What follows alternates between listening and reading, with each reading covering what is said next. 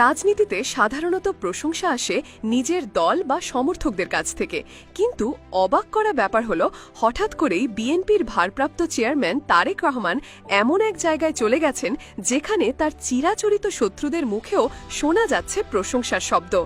এর পেছনে কারণ হিসেবে উঠে আসছে তার সাম্প্রতিক কিছু মানবিক ও কৌশলগত কর্মকাণ্ড, যা তাকে শুধু দলের নেতা হিসেবেই নয় বরং একজন ইতিবাচক মানুষ হিসেবে তুলে ধরছে রাজনীতির অঙ্গনে। ঘটনার শুরু লন্ডনের এক শান্ত কফি হাউস থেকে, যেখানে সাধারণ পোশাকে হাসি মুখে বসে আছেন তারেক রহমান।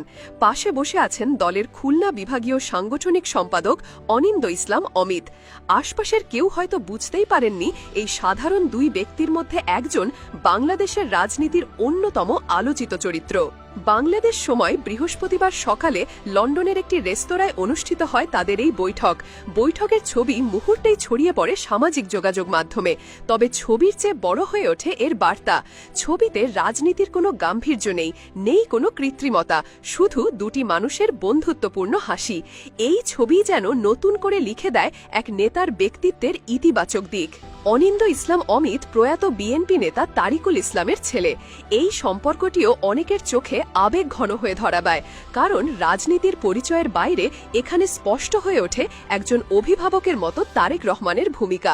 অনেকেই মনে করছেন এটি ছিল কোনো আনুষ্ঠানিক রাজনৈতিক বৈঠক নয়, বরং দলের একজন কর্মীর খোঁজ খবর নেওয়া, তার প্রতি আন্তরিকতা দেখানো।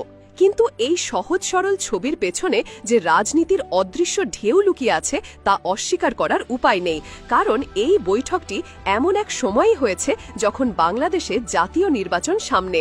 দেশের রাজনীতিতে উত্তাপ ছড়াচ্ছে আওয়ামী লীগবিহীন নির্বাচন নিয়ে আলোচনা, একই সঙ্গে মাঠে সরব হচ্ছে জামায়াতে ইসলামী। বিশেষ করে খুলনা বিভাগের রাজনীতিতে বিএনপির ভেতরে বড় ধরনের অন্তর্কোন্দল দীর্ঘদিন ধরেই বিদ্যমান। সেখানে এই বৈঠক যেন আগুনে ঘি ঢালার মতো।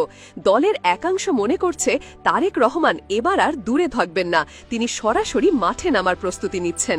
ফলে এখনই তৃণমূলের বিভেদ মেরামত এবং নেতাকর্মীদের মধ্যে ঐক্য ফিরিয়ে আনার লক্ষ্যে কাজ শুরু করেছেন। অন্যদিকে আওয়ামী লীগের একাধিক নেতার মুখেও শোনা যাচ্ছে ভিন্ন সুর। তারা বলছেন তারেক রহমান আগের মতো আর আগ্রাসী নন, অনেক পরিণত, অনেক বেশি কৌশলী। তার রাজনৈতিক আচরণে এখন শান্ততা এবং ধৈর্যের ছাপ। এমন মন্তব্য কেউ প্রকাশ্যে করছে না ঠিকই, তবে ভেতরে ভেতরে স্বীকার করছেন।